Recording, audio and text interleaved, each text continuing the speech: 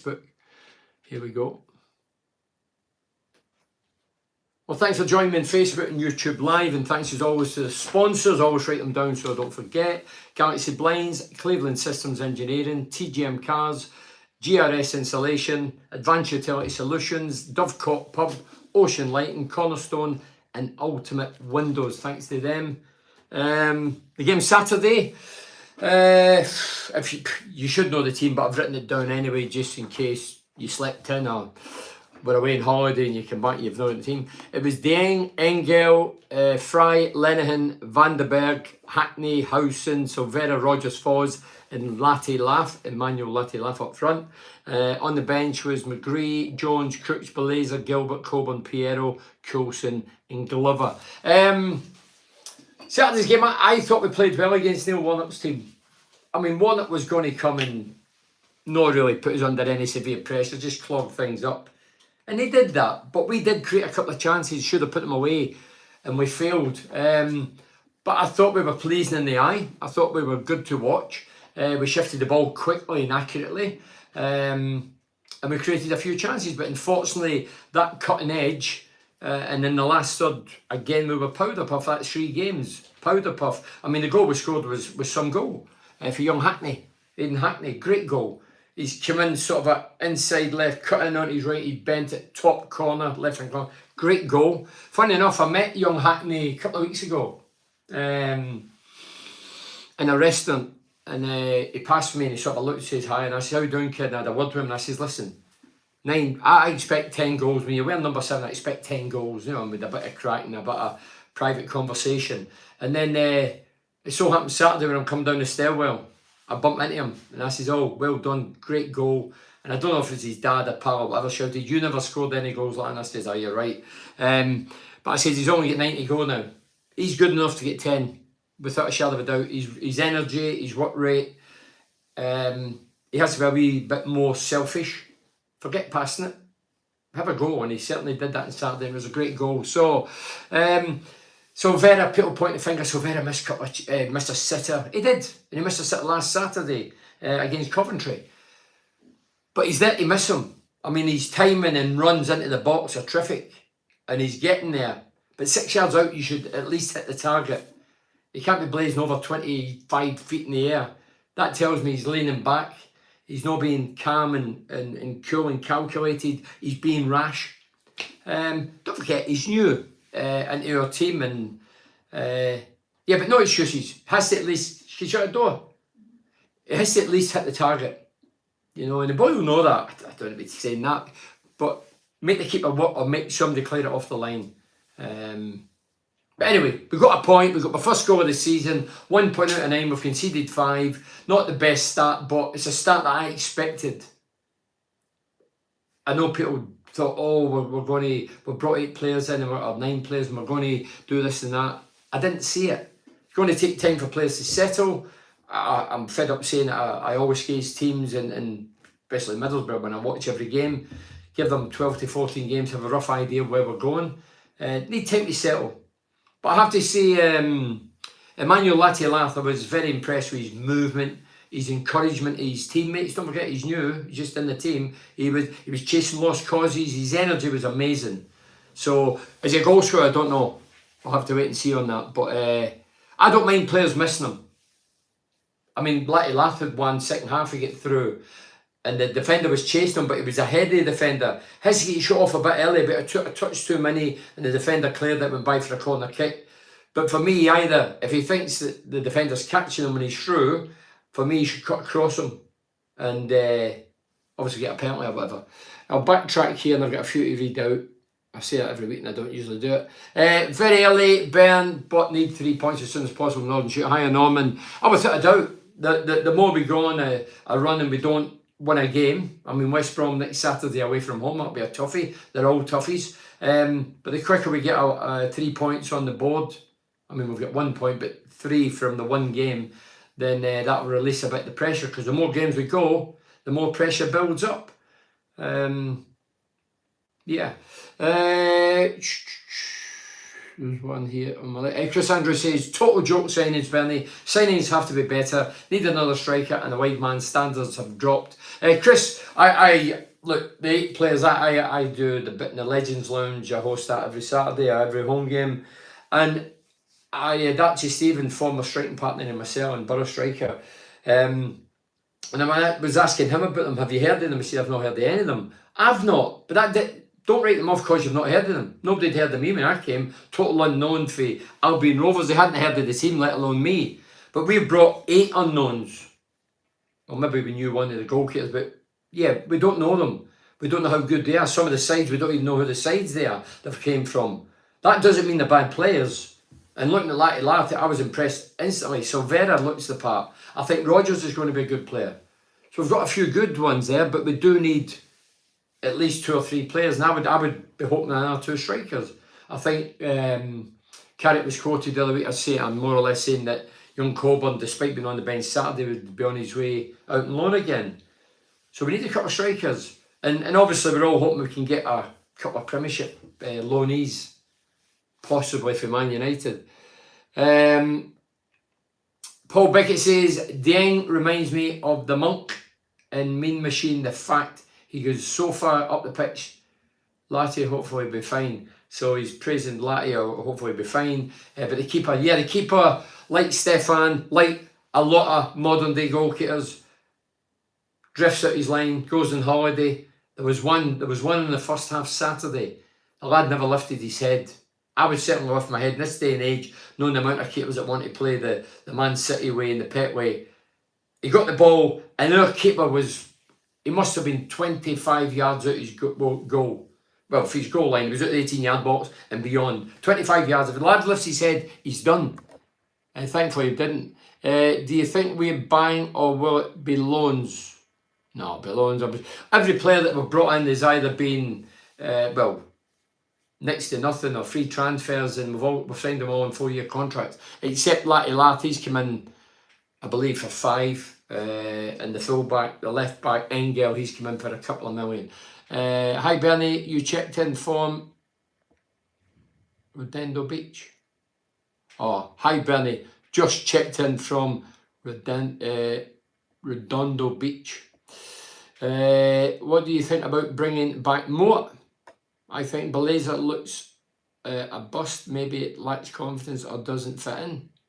For Borafan. Yeah, Belazer, I mean, he came on, played cameo appearances last season, came on a couple of times, played a couple of cups.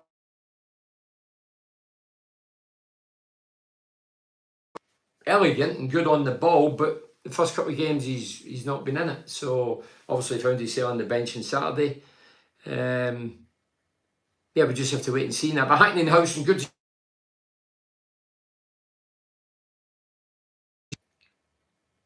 Let's see, Jack Friend, sorry. Best we have looked so far, Bernie, without a doubt. I thought we were good Saturday. On another day, we smashed 5 of the chances in. Lati and the lad angle looks good. I agree with that as well. Onwards, upwards. We not be worried at all, unlike some Borough fans whinging already. Jack, I don't, we've all got opinions, and I get it. If you're paying hard-earned cash, no matter if it's first game, last game, people are going to criticise if you're not doing the business. I think it's just a wee bit of frustration. As I say, I will never go overboard in the opening 10, 12 games, 12, 14 games. We're still finding my feet. There's new players come in now. Look at the left back. He barely signed the forms. The ink hadn't dried. He's in the team, and Emmanuel Lati-Laugh's in the team. And I thought the 2 of them did ever so well. The only thing I would say about Engel, I think he scored a few goals despite playing left back role for this. He has to get up and down that flank, up and down the flank like Giles did. I mean, he's not going to do it overnight, but surely he must know about Giles and know what the boots he has to fill and what he has to do. He has to go and what balls in. I can't remember him. Correct me if I'm wrong. I can't remember him putting the ball in the box. Can you?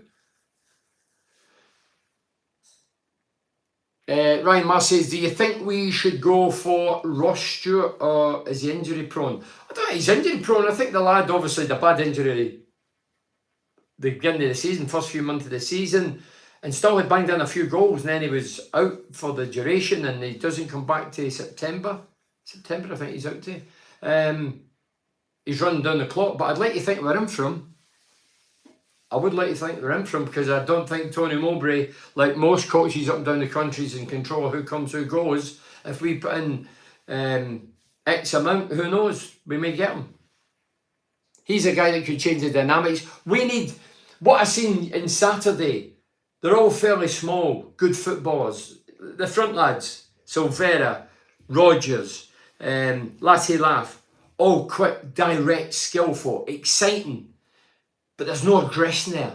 You know, Huddersfield's a fairly, under Neil Warnock, are going to try and kick, they kick more of the opposition than the ball. But I just think a wee bit of aggression to mix it up at times throughout the season, especially in the winter months. You know, the pitches get a wee bit heavier. I'm not saying they're going to be bad pitches, but a wee bit heavier. And you need a bit of aggression or players to hold it up. Otherwise, we have to play a certain kind of service, because Latte Laugh doesn't look a big lad. Rogers certainly isn't. And Silvera's not. So let's see what was this in the YouTube here. What do you reckon to Warnock's bitter comments towards Akpom? Never seen it. Saying he'll be back in the UK within a season, only because Carrick can work miracles. UK within a season, only because Carrick can work miracles. I didn't hear his comments or see his comments. I can say what he wants. You know, everybody's got an opinion. Will he be back in the year? I think he'll do well at Ajax. I think he'll score goals. At European Cup's obviously a big step, but in the league I think he'll get more than enough. Don't forget, we had Alves. We paid 12 million for Alves. He was meant to be the king over there. For Heerenveen, he was a nightmare over here. Scored the hat-trick in the first game, and then it was all downhill for then on in. What do you think of a new striker? Well, Jack, I mentioned it just when I come on. Emmanuel Latte Laugh, I thought his work rate was phenomenal. The only thing I've seen that let him down, a couple of times he could have got shots off, but first game and still settling, and was his first touch. More than 3-4 times his first touch let him down. Has to polish up on that. There was balls whipped in, fizzed in, what you want as a player if you've got a good first touch, but a few times it let him down. So his first touch deserted him several times, but his movement, his work rate, he looked confident. He was trying to encourage his teammates. I liked him instantly. I did. As I say, Silvera, Rogers and him excite me. But I don't know how good they are in front of goal. Hi Bernie, do you think opposition teams have found Borough out? Last league win going back to the 19th of April. We play the same formation every week. Easy for the opposition to set up against us. Yeah, but in the main, if you believe in your players and trust your players, you don't change things to suit the opposition. You go with what you believe in. The tried and tested. Carrick done it last year and did fantastically well. We know the dynamics have changed because half the team's disappeared and 40 odd goals is blown down the River Tees. I get that. But why should we change for anybody? If Carrick's got beliefs in the way we play, stick to them. We don't change for... Now and again you do. You know, if you play, you start with your 4 at the back, which I'm sure he do. He will, 4-4-1-1. He'll continue doing that, I'm sure he will. But the course of the game, if it's not going to plan, and then you might as well mix up and get a big boy up there, and big, aggressive centre forward. Who did I watch the other day? I watched somebody the other day. I'll tell you who it was. It was, I watched a bit of Celtic, Kilmarnock Celtic. Celtic get knocked out the cup. Dear God, well done, Brendan Rodgers. No, Kilmarnock, the centre forward, number 9, can't recall his name. He was a handful. I looked at him and thought, he'd do all right in Middlesbrough, him. Big, strong, aggressive, took on players. You know, he sometimes wandered to either flank and he was aggressive and he could beat a man and he had a bit of pace. He looked a handful. Talking about that game in Scotland, AstroTurf pitches. How on earth in 2023 professional football clubs allowed AstroTurf pitches? It's an unfair advantage. I'm not defending or having a go because it's Celtic. Anybody, I said to Big Jeff, my pal, Jeff the ref, a couple of years ago, last year, it's unfair advantage. I played with Middlesbrough against Luton. Crap, we get beat, or draw. I played against Oldham, AstroTurf, crap, can't think we win. And then I played, when I went to Darlington, played against Hyde in Manchester, AstroTurf. should be banned. It's an advantage for the opposition. It bounces too high. When the ball gets fizzed in, it's too quick. They're used to it because they're probably training it and playing it regular. Opposition teams going there, it's a farce. It's a joke. Bernie, a 1-1 draw is good platform to build on. Give the team a chance to gel. 1 or 2 more signings should be enough. This is for and Farrell. Fair enough overall. Do you agree? Look, I still think they're 2 or 3 players short, definitely. And I'd be trying my damnness to get a couple of strikers in. Another couple. I still think we're short up front, big time. Rodgers and Silvera definitely are good enough to get a place in the team. Where? I don't know. I don't know the best positions. Could one of them play in the number 10? But I would still like to see another centre forward or 2. But I agree we're only 2 or 3 players short, because Saturday, the first couple of games we were slow, laboured, the passing was, you could read it a mile off what they were going to do. It was just slow. But on Saturday, there was fizz back in the passing, the pace. There was I just enjoyed it. As a spectator, I enjoyed it. And I think most people did. Most Borough fans did. Disappointing not to get 3 points because we were the better team.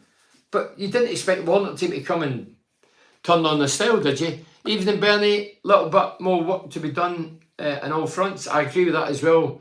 Borough boy, Borough fan. Ryan Mass, no. Stephen Matthew Frost says, not happy, need investment. Fast feel it in the crowd to hopefully things get better. Think we're lucky to finish above 12 at the moment at best. I mean, if I was asked the question right now, you're saying 12, I'd probably say mid-table. I never thought we'd just hit the ground running 3 games ago. I didn't think it was going to happen. It doesn't work like that. There was disruption all over.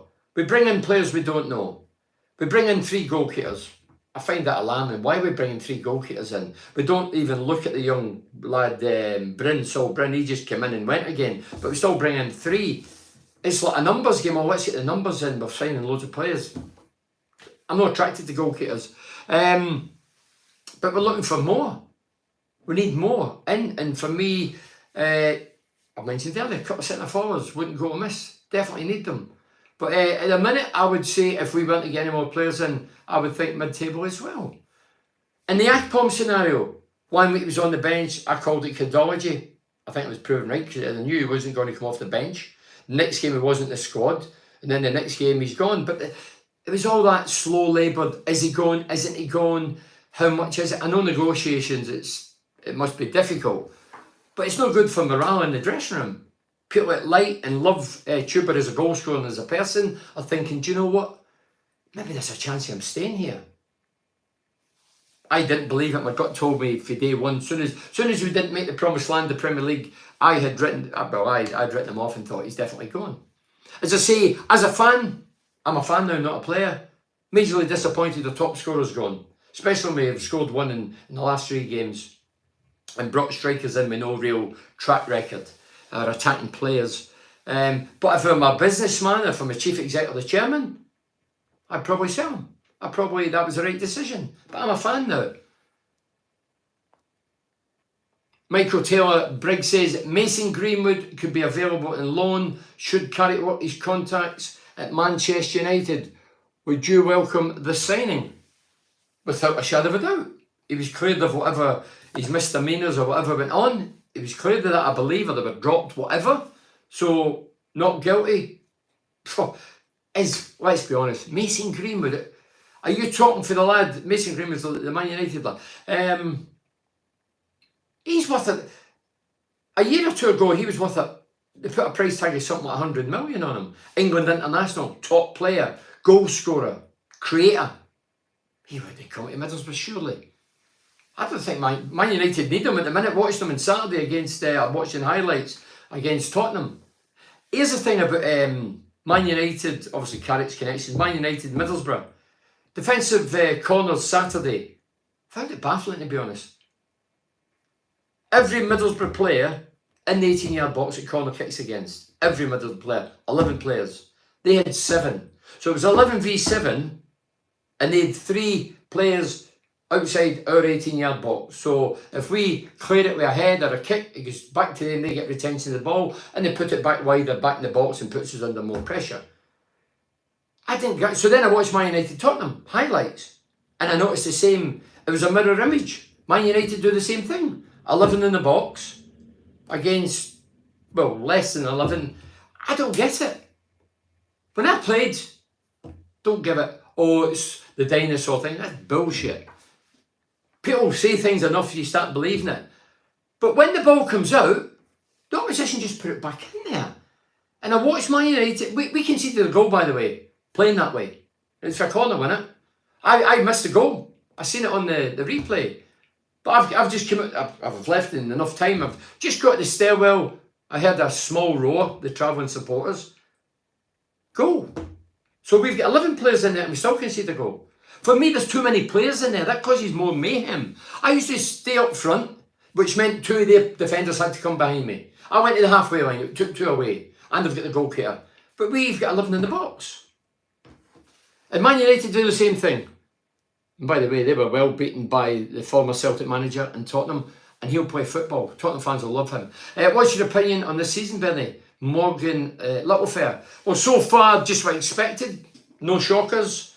I didn't think we're losing 40 odd goals going out the door that we're just going to bring players in for unknown teams and we're just going to hit the ground running and be sensational. It's not going to happen. They'll need to work at it. It's been a poor start. 1 goal, 5 against, 1 point out of 9. That's the stats. That's not my opinion. That is stats. You can't beat stats. So it's been a poor start, but there is deluded, and I would say deluded, blinkered, goody fans that don't want to see anything wrong about their team or anybody or anything. They're kidding themselves on. They think, oh, we're going to do this, we're going to do that. I had people saying 4 of balls kicked top 6. I'm saying, you're kidding yourself. It's never going to happen. It could happen by default, but if you're a realist and not a fantasist, you can see the wood for the tree. You look at it and you think, half the team gone. Giles, most creative player last season. You've got the front lads up front, 2 of them for Aston Villa, Premier League club, Giles with the Wolves. So you've got a lot of quality there. But we might get another 3 players like that from the Premier League. Let's hope we do. And then everybody will get a massive lift. At the minute, I think fans are a wee bit deflated because the first couple of games we were huffing and puffing, flattered to deceive. Saturday we were good, but still never got maximum points. And the fans are waiting in the 3 points. I mean, if we go to West Brom and don't win again, then that's 4 games. Then a bit of pressure starts building up, even this early. No, Carrick says last week, we're in players come and go and we decide as a team. But I'll tell you what, if things don't go to plan, there'll only be one that'll get sacked. The team will still be the team, minus Carrick. Nobody else will follow him. So, I think, look, reading between the lines the other week, I think Carrick's frustrated as some of the fans are, without out and out saying it. Bernie, loved the Mike Peters interview, saw them at the Borough Town Hall, next day went out and bought Declaration. Stephen Horn. Thanks, Stephen. If you're thinking who's Mike Peters, he's the lead singer of The Alarm. This is his 40th year in the business, still touring America, still doing songs, got a new album out. And I interviewed him in Glasgow for my podcast. I put it over 2 or 3 podcasts because it was so long, so good, inspirational. He suffered a lot for health for a right few years, but still goes out and performs, still writes. And you should try and listen to it. It's free, podcast. It's free and yeah, very inspirational. If you love your music, you love this guy. He's played with Bono, with U2, Neil Young.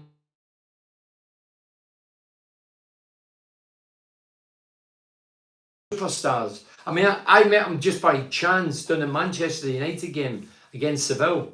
I was in the box with a few lads and Pally had took me down, Pallister, Brian Robson, and this guy for the band's coming. And when he walked in, I thought, is that Mike Peters? Well, they told me it was Mike Peters, but anyway, started chatting to him into the second half, and he was a lovely guy. Really, the two is sort of lost themselves in the conversation and didn't watch the game, I'm being honest.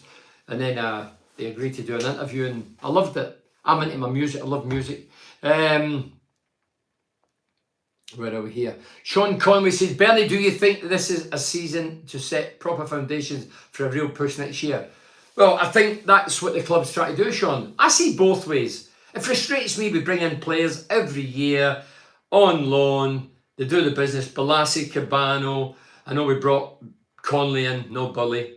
Conley in. We brought a Barrigan. We brought a host of players in. Last year, Ramsey, Archer, Giles, brilliant, all disappeared. Now we're putting them all on 4-year contracts. But it's a big ask for them all to click. So we just have to... But in the modern game, players, managers, coaches don't get time. We know that.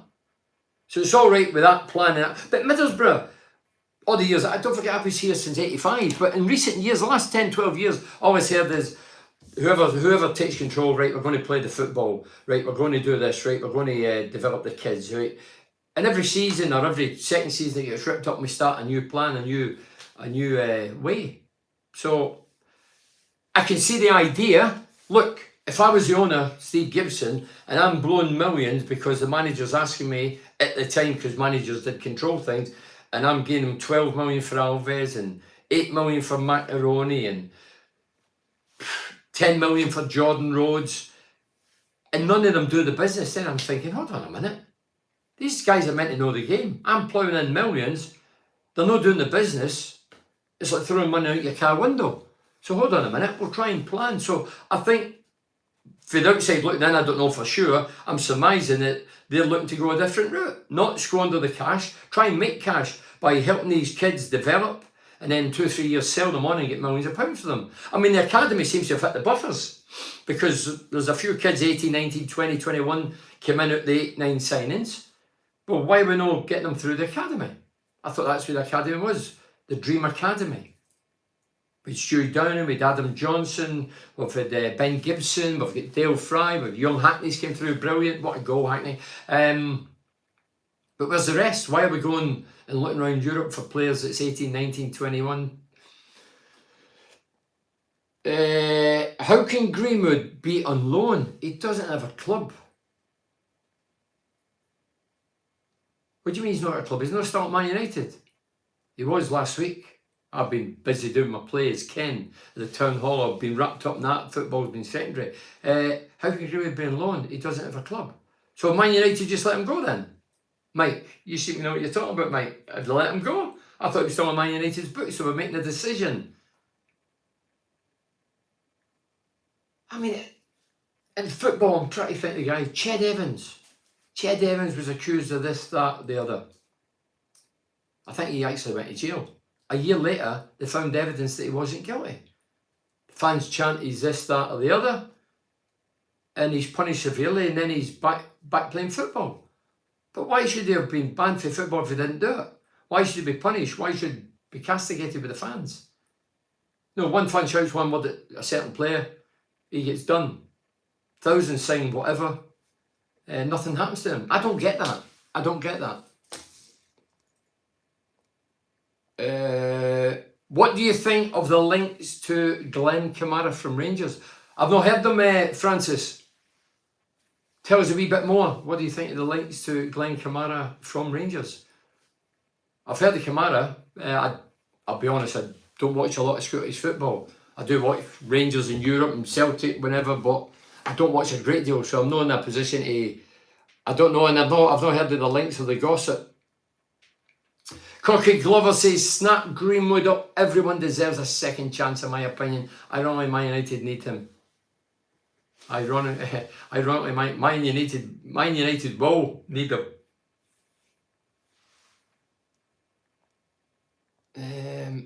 Jay Shaw said 50 plus goals have been taken out of the side. I think it was about 44, 50 from last season, and it's shown we had more than enough chances to win it on Saturday, but unless we bring in a proven goal scorer, I fear we could be in big trouble.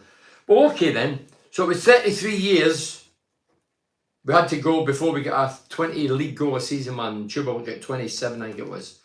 Brilliant. How long will it be before we get another Borough striker, another player with a Borough shirt on, scoring 20 league goals? Will it be another 33 years? Will it be less? Will it be more? Have a guess. Let's write it down.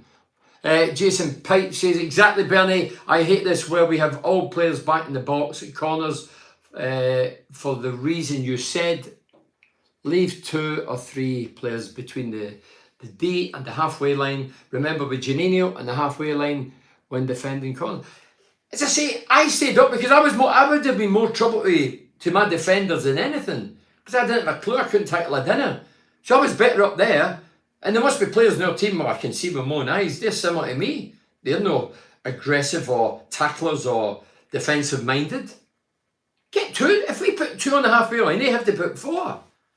But for some obscure reason, because somebody in the coaching magazine or whatever it is, or Man United do it, Carrick took that on board as well. Funny how it's Middlesbrough, Man United.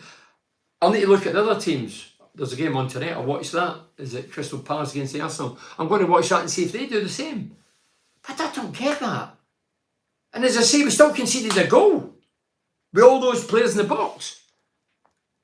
Bernie Joseph Slavin, which position would you strengthen as priority? Mark, it'd have to be a centre forward or 2. I think we've got enough players to create things. I think Silvera, Foz, Rodgers, I think they've got a bit of pace, they've got a bit of boldness, they've got creativity. Foz Saturday, I was a wee bit disappointed to get taken off. He came closest to scoring the goal in the first half when he cut in, he banged it and the keeper made it look destined for the right hand corner, but the keeper made a great save. But those guys will create. Hackney, I think he'll get a few goals this season, I really believe that. So Hackney, Silvera, Rodgers, Foz and Latty should all chip in with a few goals. Will they get 50 odd between them? Probably not. It's a tall order. Hi Bernie, seen came out in a few games from watching the SPL, including the old firm games. Looks a decent player. Think he could slot right into the Borough squad. Boy, if Rangers are getting rid of him and you about your superior knowledge, then let's get him.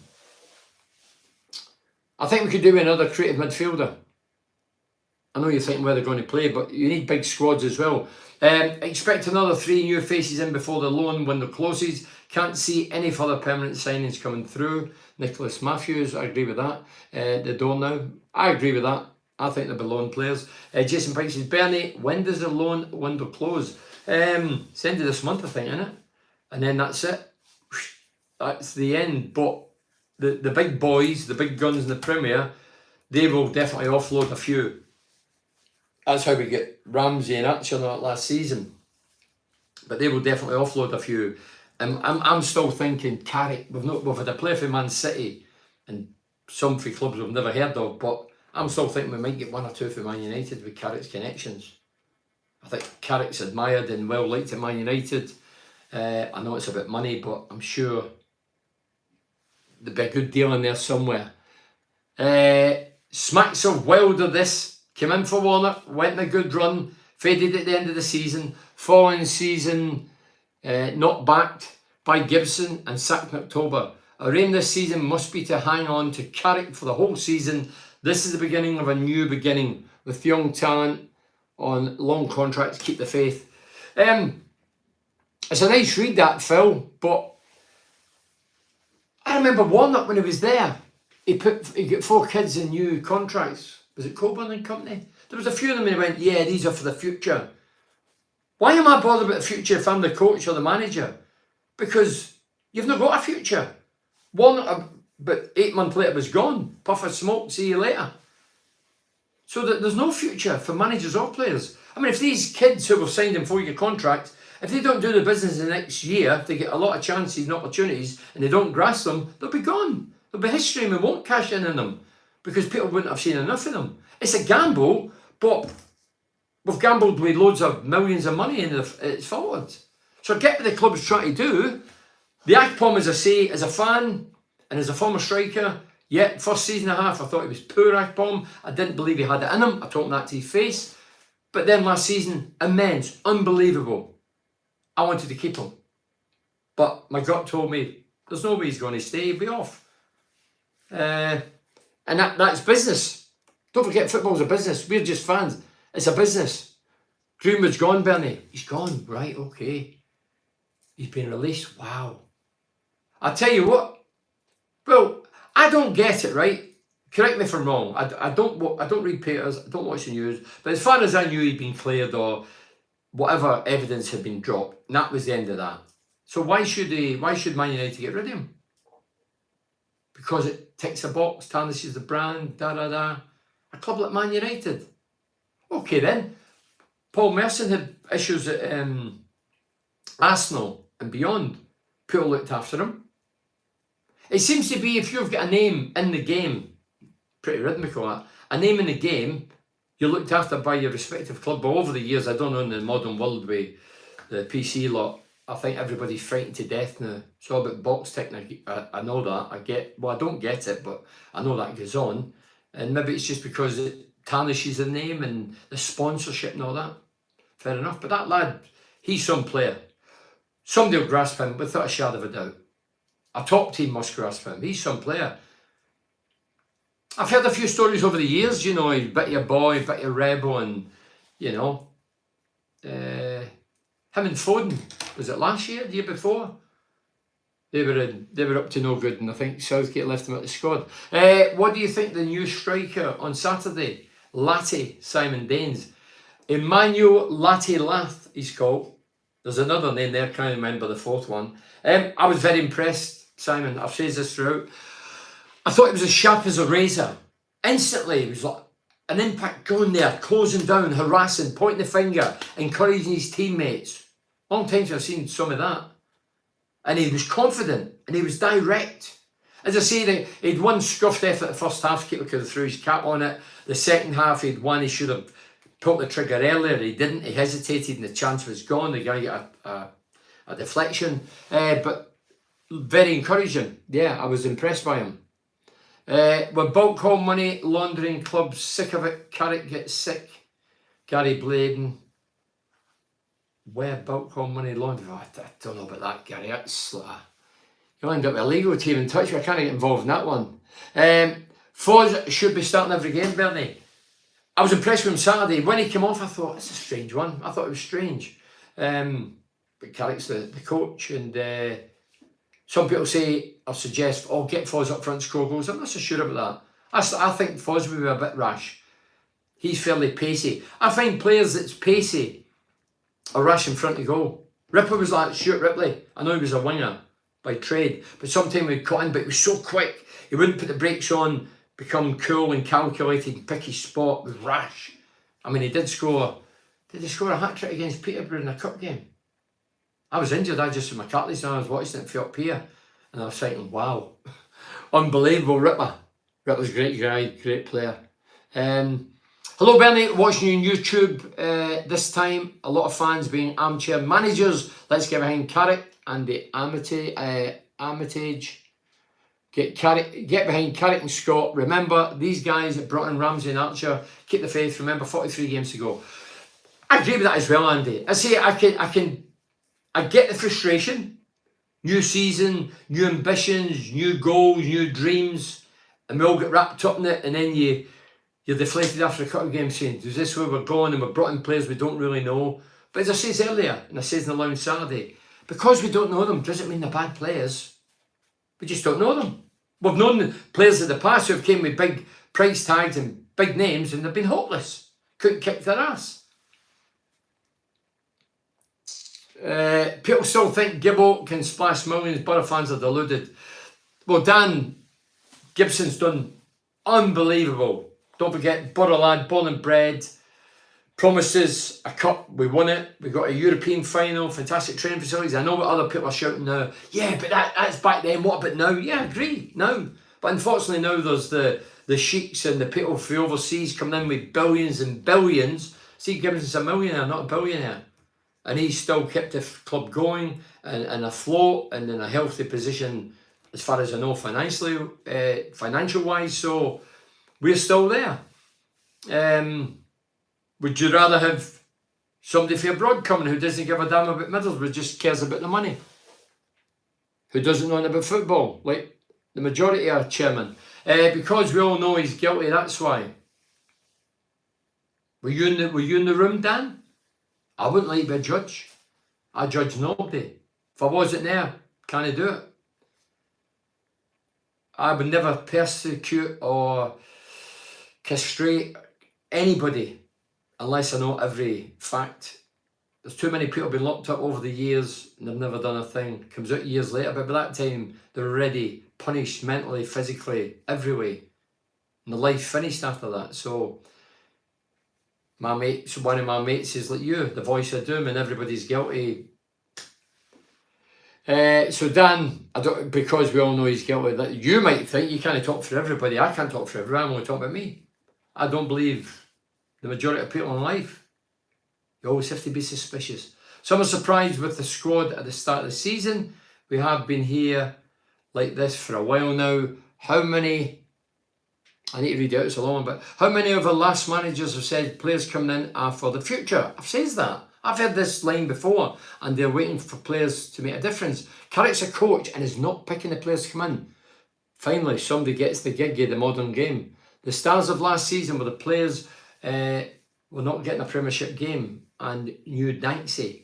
I don't expect them type of players till January, if at all. So that's from Nick Henderson. As I say, this is, I've said it repeatedly over some new, I can see new names come up for the last year or two. In football, Carrick, Mowbray, my old mate at Sunderland, they're not in control of who comes in, who goes. They might have a say here and there, but it's all down to cash. And the coaches pick the team and they play the team.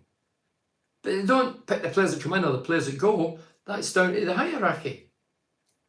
So when Carrick's saying, oh, we do it as a team, he can say that in front of cameras. I think he's got very little.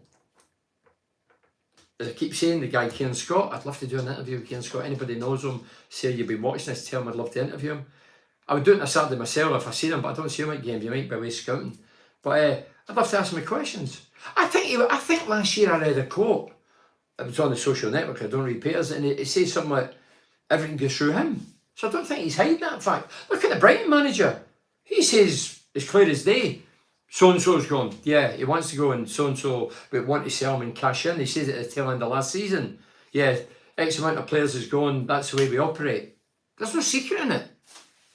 But I could not be a coach or a whipping boy or a guy that gets fed donkeys or underpowered players and then I get sacked and I carry the can for everybody deciding. Couldn't do it. I mean, from outside looking in, I look at Sunderland, Tony Mowbray, and I'm only surmising here, not spoke to him for a while, but I don't think he's anywhere near in control of Sunderland. I really don't. I think there's players getting sold under his nose and players coming in that he's not got a clue who's coming in. And he's just there to coach them and pick the team. And I think mirror image of Carrick. But I think that's the way the game is. I keep saying it, the days of Brian Clough and Harry Redknapp and Big Sam Allardyce and Alec Ferguson and Jocksy, those days are over. Over. The guys with the money are putting these directors of football in so they deal with the cash. And they decide between them, the director of football is in bed, if I use the words, with the chief executive chairman at all clubs. They want to help the manager, but they favour they two guys, because I keep saying it, they two guys can sack him or one of them can. Now, the coach can't sack anybody, but if it's a team, when things don't go to plan, as I said earlier on, they should all get sacked, but it doesn't happen like that. One guy will carry the can and that'll be the coach. They can mould him into whatever they want him to be and then pull the trigger and say, see you later. I'm not talking about, I'm talking up and down the country. No Ferdinand drugs, cheat. Gary Bladen, no Ferdinand drugs, cheat. Are we talking about Rio Ferdinand, the time he never turned up for the drugs test? Very, very suspicious. But again, I might think he's probably guilty, that's why he never turned up. But we don't know. So on his part, it was probably a good decision if he dictated, but I don't know the answer. Dave Johnson, I don't know what that is. What is all this crap? There's somebody threw a span in the works here, they're trying to, I don't know the answer to it. Some dickheads, Rave John, just I'll block them all when I finish this. They're just cutting across everything, so it's stopping the messages coming in. I don't know the answer to that. I'll read these. So, yeah, if you're watching, I'll find out the answer to this. There's a loads of people putting things on, trying to disrupt the live feed, which pricks do these days, don't they? There's a lot of jealous bastards out there, aren't they? If only they would come on and tell me who they are, I'd love to meet them. And somebody's saying, do not open the link. Yeah, I'm not opening the link, don't say well said, yeah, no, say it. I'll just show the gaffer, yeah, all these things here. See it? So they're just trying to disrupt things. But anyway, they want me to press on and then it's obviously a bug or whatever. Now, Bernie, thought we missed McGree on Saturday. I think the three behind the striker needs him. Yeah, McGree, hey, I'm a McGree fan. And he'll get his fair quota of goals this season. It did come off look sharp. But yeah, McGree hopefully is back in the team. I still think his goal last season was at Norwich. What a goal that was. It was a wonder goal.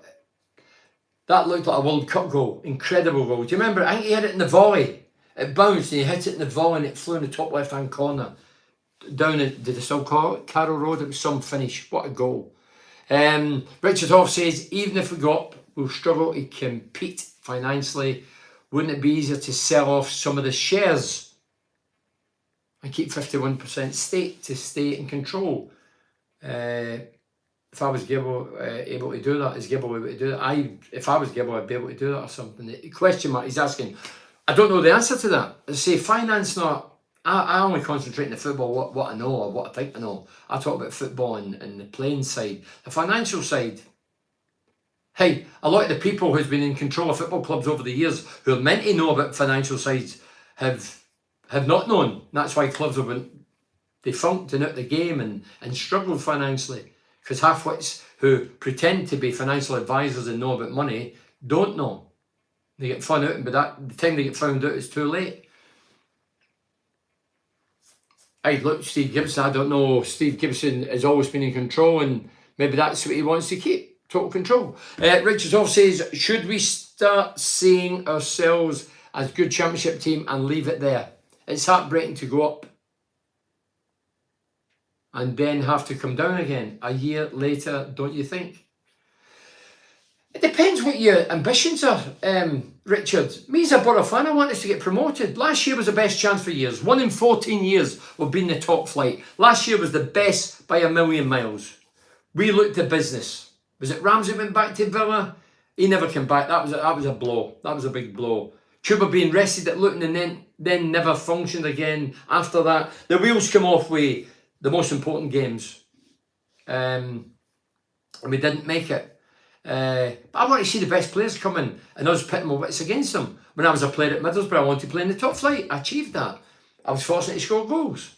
But I wanted to pit my wits against the best defenders in the country. You know, playing Man United, Man City, Chelsea, all those teams. Every player, surely that's what, when you're a professional footballer, that is your ambition, to play in the top flight.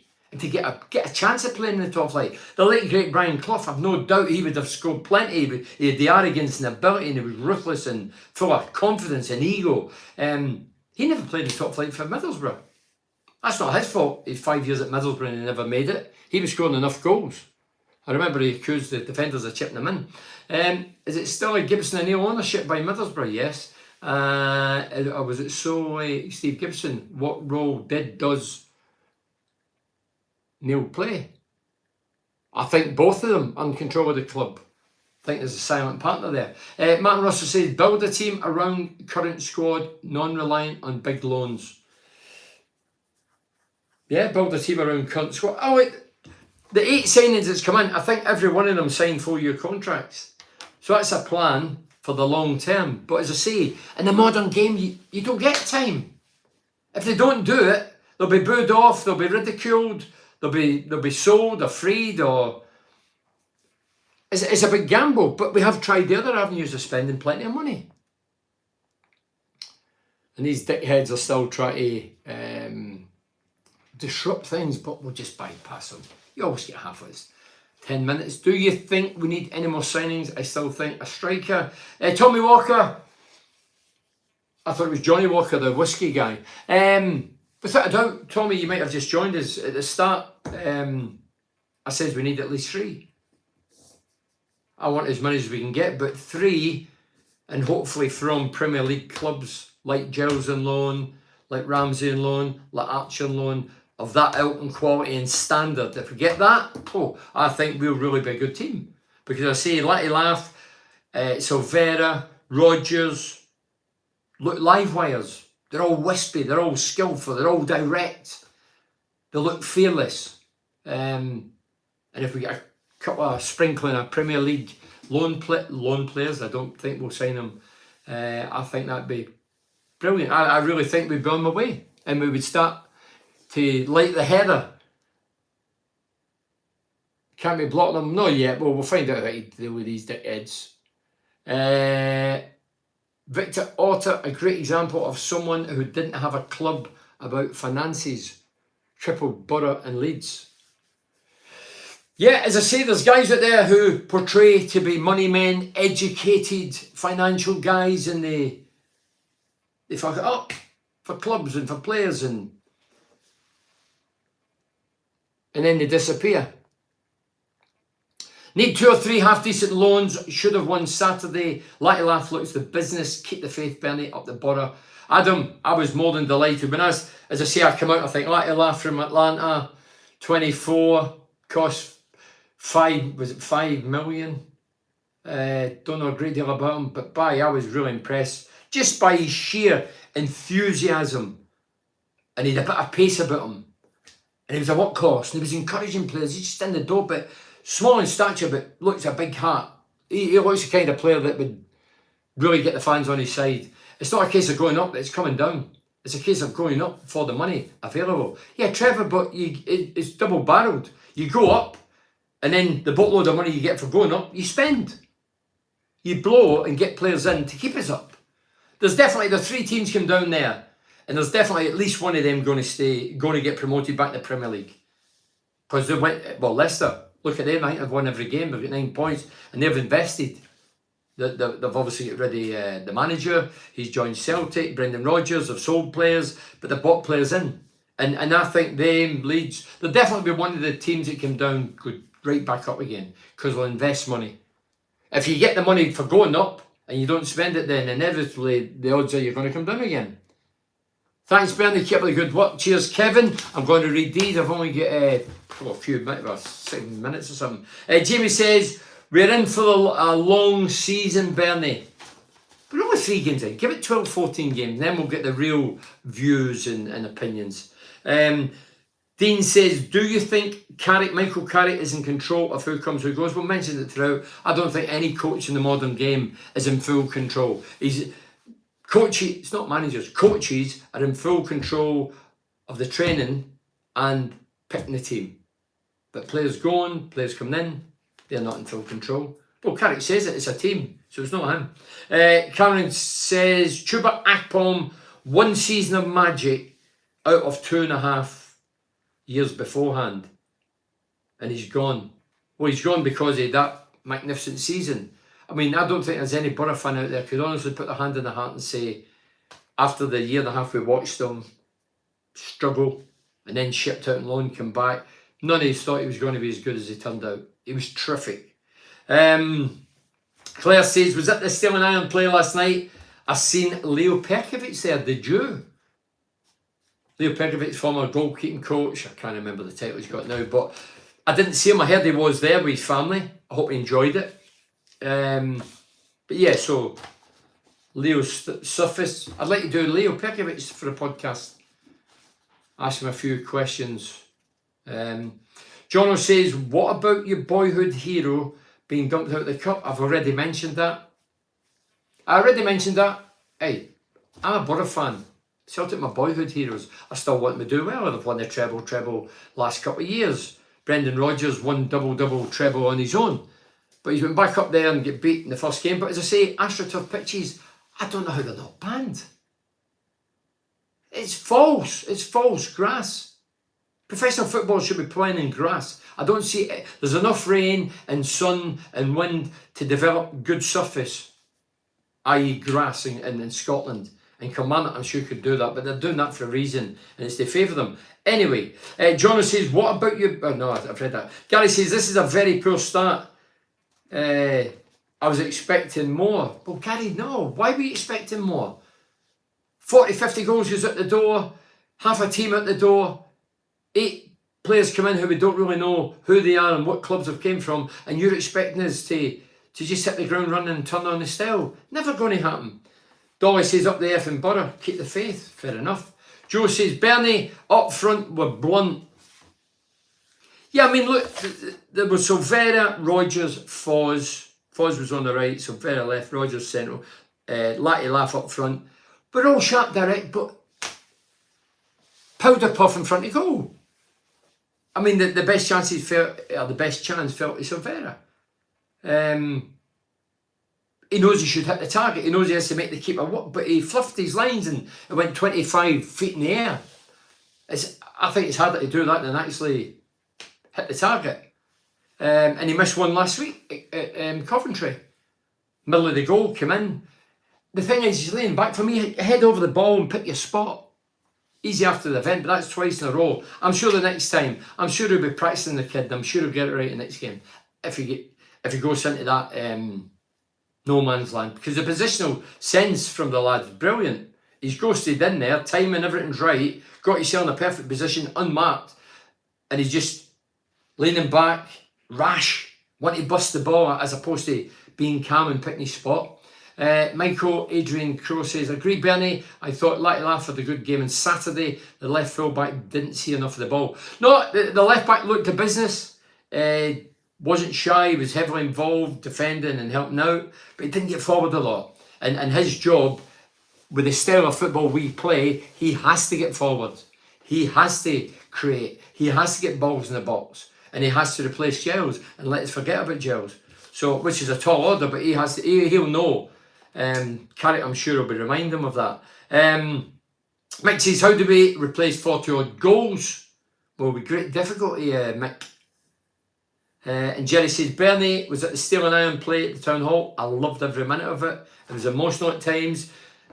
Your act in part of the skin was very funny. Yeah, but it was Steel and Iron. It was Steve Gibson's daughter, Katie. It's her baby, if you like. And she got invited up for London last year. Steel and Iron's about the background, the heritage, the area.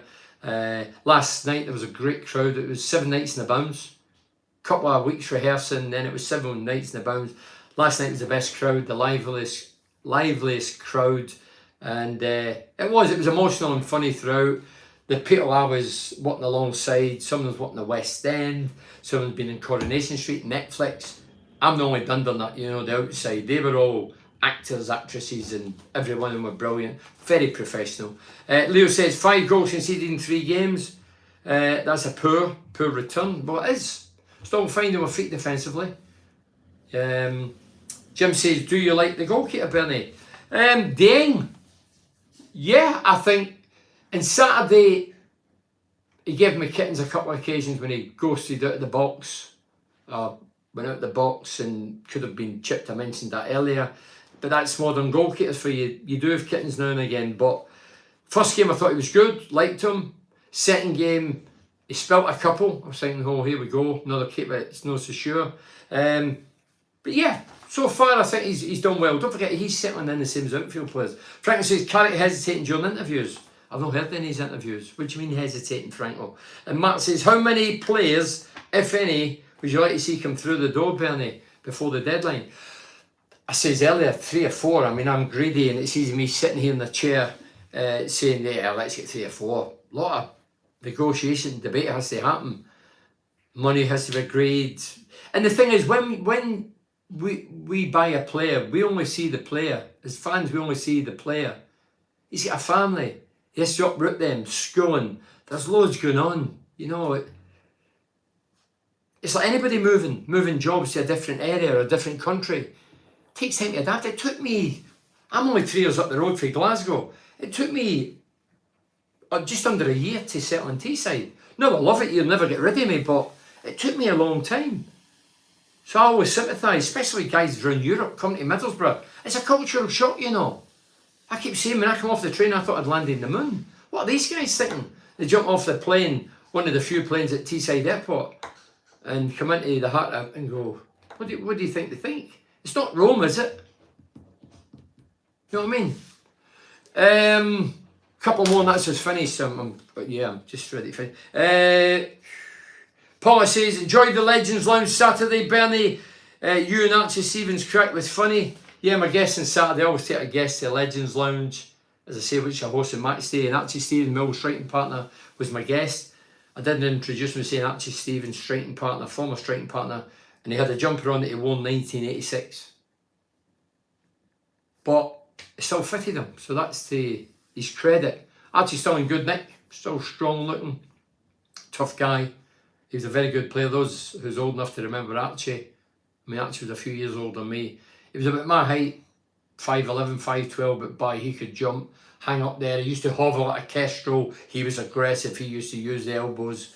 I remember trying to claim a couple of goals when I first came to Middlesbrough. He hit, I don't know if it was Rotherham away, he hit a couple in the game. I think we won like 3-1 or something. And both he hit deflected off me, and at half time I was trying to claim and they went, that man fucking goal. I was like, okay, I'll not have to nick your goals, all right. Yeah, but Archie was very good for me coming to Teesside. So listen, thanks very much for joining us. Enjoy the game if you've got Sky, BT, Dodgy Bot, whatever you've got. You're watching it in a pub or watching it anywhere, the next door neighbours. Enjoy the game if you're watching that. I'll be back on Saturday after the West Brom game doing the Facebook Live. And if you want to listen to my podcast, tonight it's Raj Singh, the Hartlepool chairman. I spoke to Raj about Hartlepool, about the fans chanting get them out and sell the club and all this nonsense at the tail end of last season. During that, I say to Raj, I don't mean to be detrimental, but who's going to buy Hartlepool? Because when Middlesbrough had bad times over the years, people say to me, Steve Gibson should sell up. Who's going to buy Middlesbrough? And who's going to buy Hartlepool? Are you? Is your squad right now good enough for top 6, Timmy Leach? I don't want to end a negative, but no, I don't think so, Timmy. So listen, thanks very much for joining us. I'll be back Saturday. If you want to listen to Raj Singh, the Hartlepool chairman, you can listen via Total BS podcast. It's free. And thanks for joining us. Up the Borough, as I say, still early days. Keep your powder dry, keep cool, keep relaxed, and hopefully the fortunes turn. We get our first one on Saturday at West Brom. Cheers, up the Borough.